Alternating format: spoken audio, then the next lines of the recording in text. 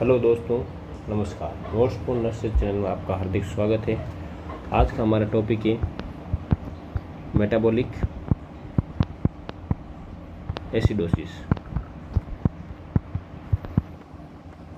Metabolic acidosis क्यों होता है? इंक्रीज इन H+ आयन या हाइड्रोजन आयन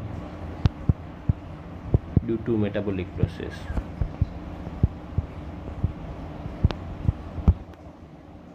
मेटाबॉलिक प्रोसेस किसी भी मेटाबॉलिक प्रोसेस की वजह से हाइड्रोजन आयन में इंक्रीज या वृद्धि होना की वजह से मेटाबॉलिक एसिडोसिस की कंडीशन हमें देखने को मिलती है। तो इसके हम देख सकते हैं कॉजेज क्या है। कॉजेज देखने से पहले मेटाबॉलिक एसिडोसिस के रिगार्डिंग जो भी क्वेश्चन आई हैं प्रीवियस पेपर्स में एम्स के, वो देख लेते हैं। सबसे पहले क्वेश्चन आता है इनमें, जो मोस्ट कॉमन क्वेश्चन रहता है, एक रेस्पिरेटरी पैटर्न देखने को मिलता है मेटाबॉलिक एसिडोसिस में हमें। मेटाबॉलिक एसिडोसिस में हमें एक रेस्पिरेटरी पैटर्न देखने को मिलता है जिसको हम कस्मल रेस्पिरेशन बोलते हैं। कस्मल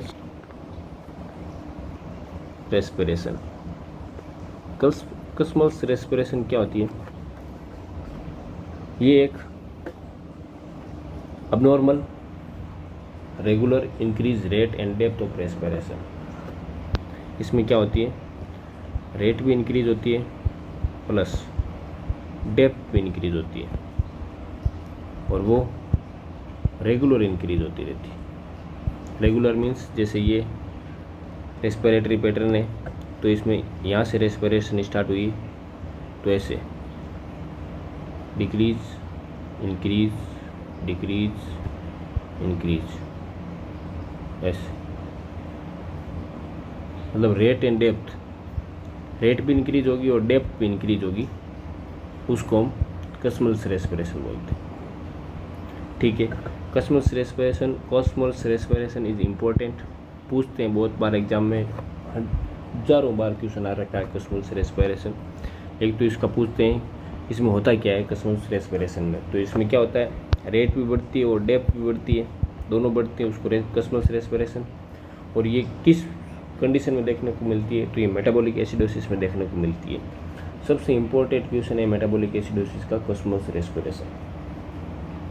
ठीक है, फिर इसका क्वेश्चन आता है एटियोलॉजी से। एटियोलॉजी से भी बहुत सारे क्वेश्चन आते हैं इसके कारण। तो ये मोस्ट कॉमन हमें किस में देखने को मिलता है? कस्मल रेस्पिरेशन हमें देखने को मिलता है अगर किसी ने हॉस्पिटल में प्रैक्टिस की है या हॉस्पिटल ड्यूटी की है, अगर मेडिसिन वार्ड में ड्यूटी लगी है, तो डायबिटीज़ कीटोएसिडोसिस के पेशेंट को सबसे ज़्यादा देखने में रेस्पिरेशन, ये कस्मल रेस्पिरेशन देखने को मिलती है।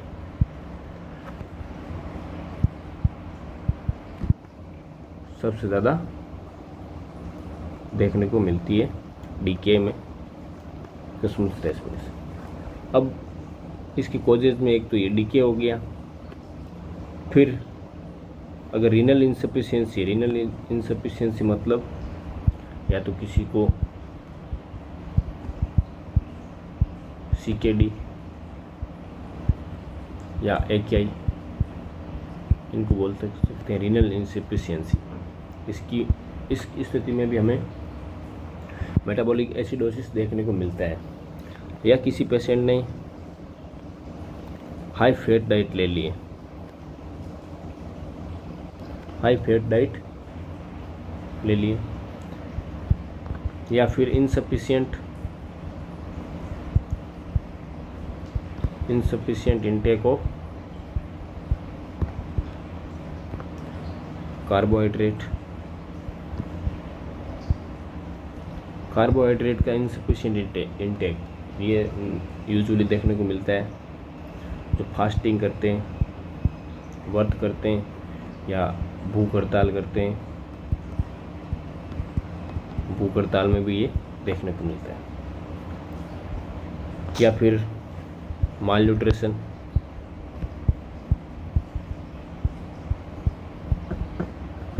या फिर स्टारवेशन भूखमरी,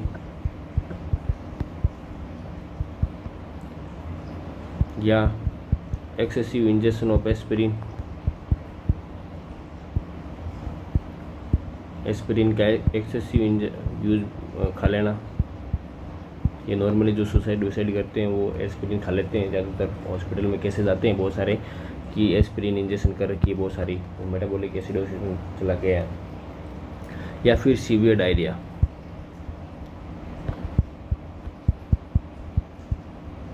सीवियर डायरिया से भी हमें मेटाबॉलिक एसिडोसिस हो सकता है। तो ये कॉजेज हो गए। तो हम एक एक कॉजेज का कारण पढ़ लेते हैं। तो सबसे पहले हम लेते हैं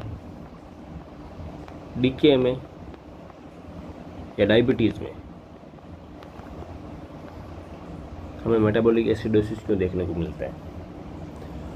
डायबिटीज़ मेलिटस या डायबिटीज़ कीटोएसिडोसिस में हमें मेटाबॉलिक एसिडोसिस इसलिए देखने को मिलता है क्योंकि डायबिटीज़ में इंसुलिन की कमी रहती है और यह इंसुलिन एक्ट नहीं कर पाता है। दोनों कारण हो सकते हैं, या तो इंसुलिन की कमी रहती है टाइप फर्स्ट में, और या टाइप सेकंड डायबिटीज इंसुलिन है तो उसमें इंसुलिन तो प्रोड्यूस हो रहा है लेकिन वो एक्ट नहीं कर पाता है। ठीक है, तो दोनों ही केसेस में क्या होता है, अगर इंसुलिन एक्ट नहीं करेगा तो कार्बोहाइड्रेट,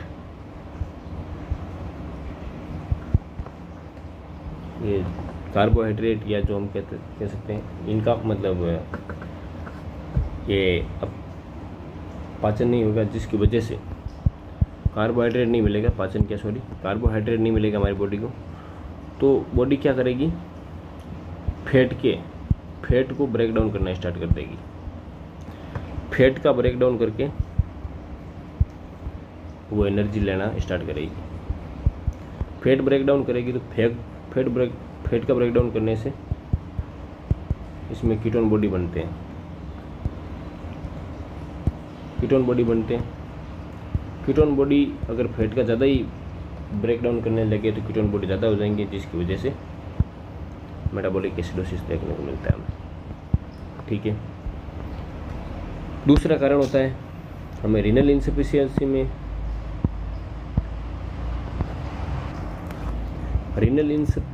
हमें मेटाबॉलिक एसिडोसिस क्यों देखने को मिलता है। रीनल इनसफिशियंसी में हमें मेटाबॉलिक एसिडोसिस देखने को मिलता है क्योंकि हाइड्रोजन आयन किडनी अच्छी तरीके से बाहर नहीं निकाल पाती है और ये एक्यूमुलेट होते रहते हैं, जिसकी वजह से मेटाबॉलिक एसिडोसिस देखने को मिलता है हमें। ठीक है, हाई फैट डाइट का भी वही है।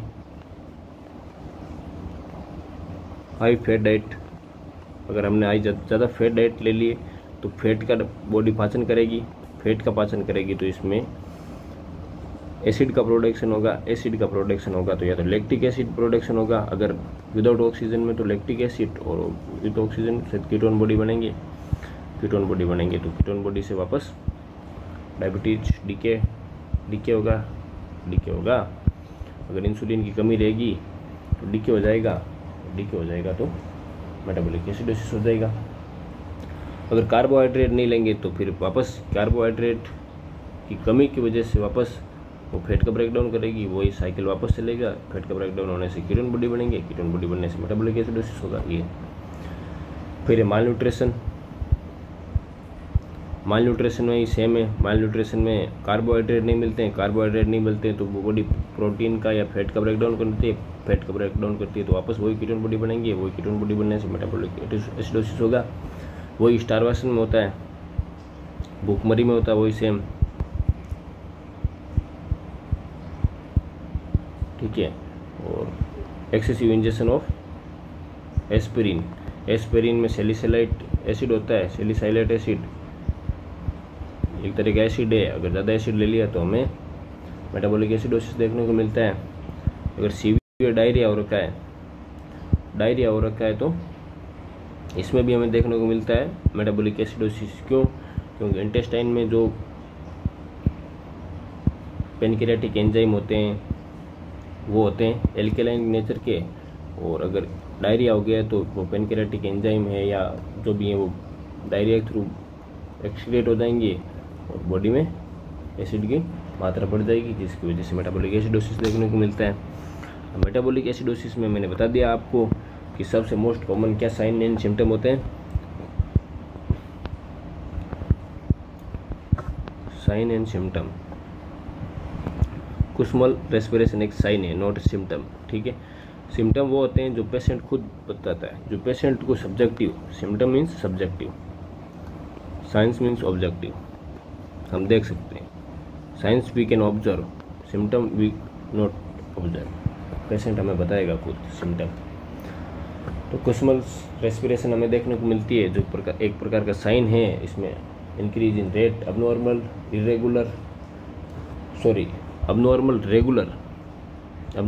Regular increase in rate and depth of respiration, ठीक है। फिर इसका मैनेजमेंट क्या होता है, मैनेजमेंट करेक्ट अंडरलाइंग कोज मैनेजमेंट, जो भी है किस वजह से हो रहा है उसको करेक्ट करेंगे, और एक sodium bicarbonate, soda bicarb prescribe या उसको देंगे, ठीक है। हम सोडा बाइकार्ब देते हैं मेनली हॉस्पिटल में इन्फ्यूजन के द्वारा देते हैं तुरंत ही, ठीक है। और डीके का एक अलग मैनेजमेंट होता है, जो आगे डायबिटीज कीटोएसिडोसिस डिजीज आएगी उसमें बताएंगे कि डीके के साथ ये मतलब हम क्या क्या, और डीके के साथ में कौन कौन सा मैनेजमेंट करते हैं। इंसुलिन भी चलाते हैं, D5 भी देते हैं, DNS भी देते हैं, ये सारे सब करते हैं, ये डायबिटीज कीटोएसिडोसिस में बताएंगे हम। तो मेटाबॉलिक एसिडोसिस कंप्लीट हो गया आपका। प्लीज़ चैनल को लाइक करें, शेयर करें और सब्सक्राइब करें। ये कंप्लीट नर्सिंग फंडामेंटल की सीरीज़ है, जिसमें आपको पूरी नर्सिंग फंडामेंटल बताई जाएगी नोटसेट से पहले।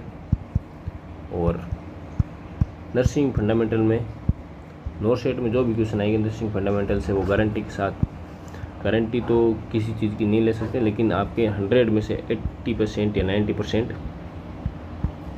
क्वेश्चन सही होंगे, और 100 में से 100% क्वेश्चन हम जो पढ़ाते हैं उसी में से आएंगे। उससे बाहर क्वेश्चन